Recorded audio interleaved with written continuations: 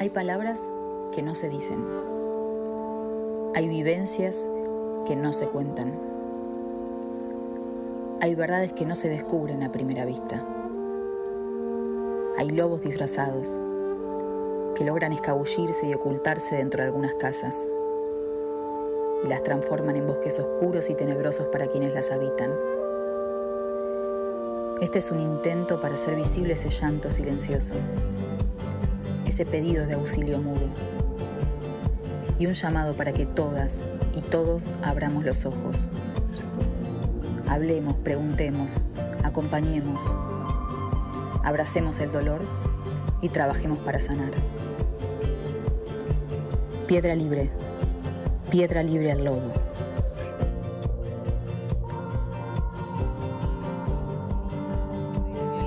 Sobre el abuso, sobre los miedos, sobre temas que son tan difíciles de hablar, pero que hay que hablar, porque ahí radica justamente la importancia de que esto cada vez exista menos, y es lo que tenemos que intentar, y eso es lo que también quieren intentar Majela de Marcos, que es periodista y escritora, y Karu Grassi, que es la ilustradora de este libro, a quien les doy la bienvenida y el buenos días. ¿Cómo están? Gracias por este ratito, muchas gracias. Hola. Hola Majela, hola Karu. Bueno, bienvenidas a Telegro Federal.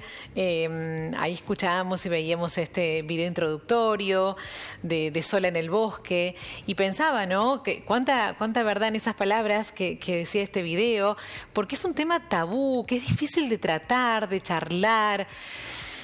Y la importancia que tiene, ¿no? El hablarlo con los niños, el hablarlo con los adultos, el ser conscientes de que esto lamentablemente existe y ustedes más que nadie lo pueden dar fe de esto, porque nace de sus propias vivencias este libro. ¿No es así, Majela? Sí, tal cual. Con Karu lo hicimos justamente porque las dos pasamos por situaciones de abuso. En el caso de Karu, en la infancia y en la adolescencia. Y en mi caso en la preadolescencia. Siempre digo estas distintas edades porque solemos creer que a las niñas y a los niños les ocurre esto, pero en realidad hay que estar atentos para los adolescentes y las adolescentes también, ¿no? Porque nadie está preparado para un abuso. Y además, no solamente por nuestras historias, sino por... ¿Se escucha bien? Sí, perfecto. Perfecto. Bueno. Por tantas otras historias de mujeres que nos fuimos cruzando, que vivieron historias parecidas o muchísimo peores. En los medios escuchamos muchas veces que mujeres se terminan suicidando porque no pueden convivir con estos recuerdos, estos olores, estas vivencias. Entonces, justamente para esto, para lo que decías, ¿no? Para prevenir, para educar y para concientizar. Porque según la Organización Mundial de la Salud, 1 de cada 5 niñas y 1 de cada 13 niños son abusados antes de llegar a los 18 años de edad, lo cual es altísimo. Es altísimo. Es altísimo y esto, digamos, como decía, sigue siendo un tema tabú y sigue estando silenciado porque en general es intrafamiliar, ocurre dentro de las familias. Es el papá, el tío, el abuelo, claro, el padrastro. Y por eso es tan difícil, hablarlo. Por eso es tan complicado, Karu, y ustedes son un ejemplo de eso, de que se animaron a hablar y a partir de eso quieren ayudar a otras personas y por eso justamente el objetivo de este libro, que vos sos la ilustradora, que fue fundamental en este libro, porque es muy interesante, más allá del relato, que ya vamos a charlar nuevamente con Majela para que me lo cuente, pero es interesantísimo también todo este lenguaje visual que estamos viendo ahí en las imágenes, esto de los colores, de las miradas de la niña, que es la protagonista, de pasar de lo tenebroso a lo luminoso cuando ella se anima a hablar. Contame, Karu, tu experiencia con este libro. Bueno, como bien dijiste, la intención fue poner el foco a través del color en el momento en el que nos animamos a hablar. Porque cuando hablamos, cuando damos ese primer paso, que muchas veces nos puede llevar muchos años, por distintos motivos, y esto no es juzgable, y quiero hacer énfasis en esto porque hasta para la justicia es un tema cuando víctimas de abuso se atreven a hablar. Sí.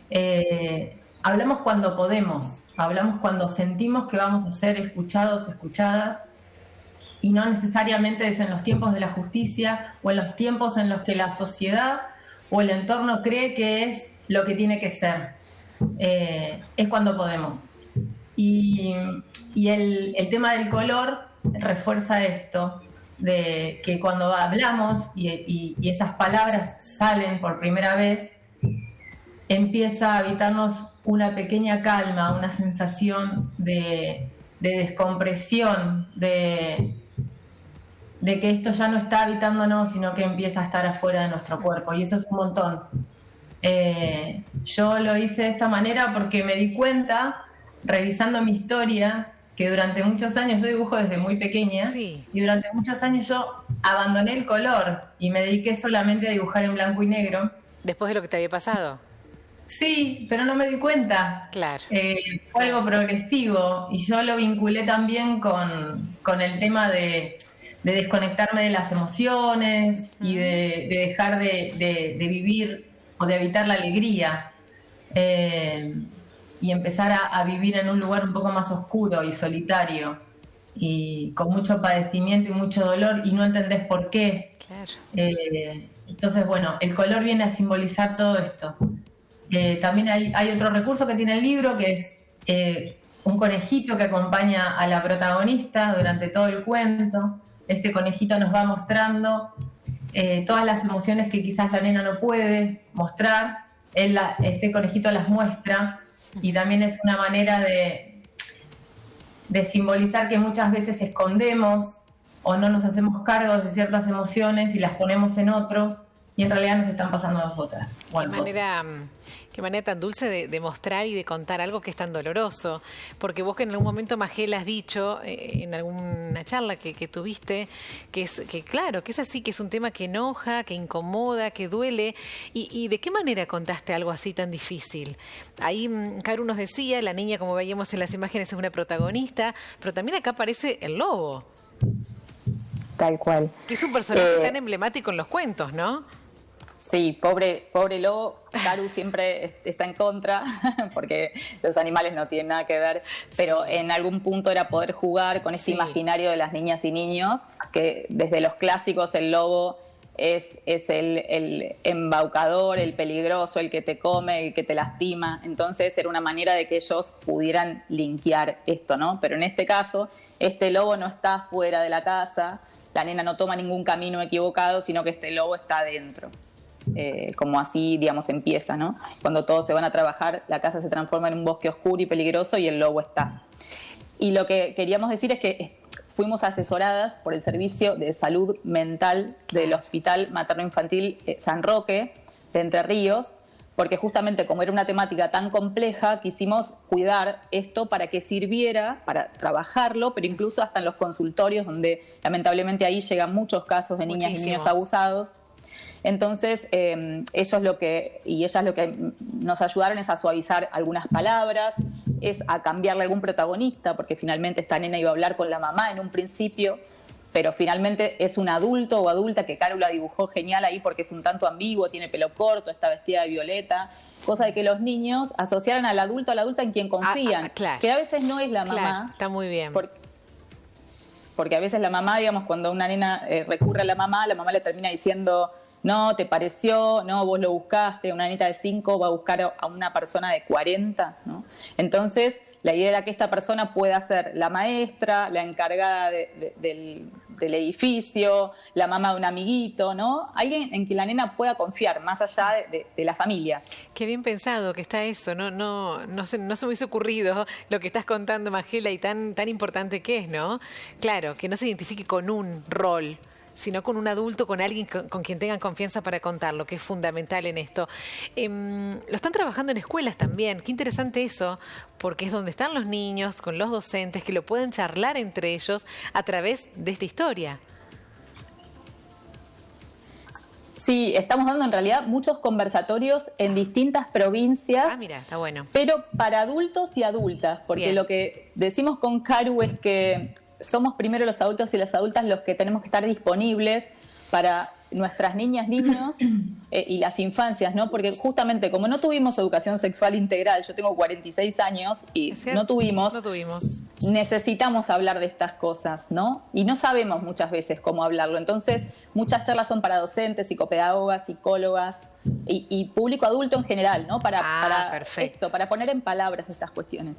Sí, es que el tema es tan fuerte que cuando llega el momento en el que un niño o una niña se acerca o un adolescente, o una amiga, un amigo, ya sea un adulto que nos viene a contar su vivencia, es tan fuerte eso que tenemos que estar preparados. No es simple, no es fácil. Sí. Y tenemos que estar a la altura y responder lo que corresponde, porque no es decir cualquier cosa. No, para nada. Y tampoco las personas que nos vienen a contar un abuso necesitan demasiado más que una escucha abierta y una mirada que no juzga. Y tenés razón, y Caru, muchas veces es la reacción frente al hecho lo que habla y no somos conscientes quizás de lo que decimos y después nos podemos arrepentir. Entonces por eso estamos haciendo esta campaña que estuvimos viajando durante todo el año. Qué bueno. Esta noche volvemos a viajar y a dar nuestro último conversatorio del año y sentimos que ese es el camino, ¿no? Empezar a prepararnos como sociedad para estar abiertos a escuchar estos relatos que pueden ser muy fuertes.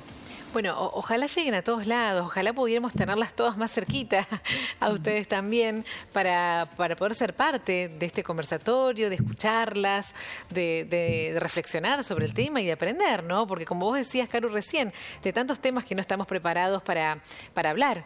Y qué importante que es estar preparado, porque eso puede hasta salvar una historia completa de la vida de un niño, ¿no?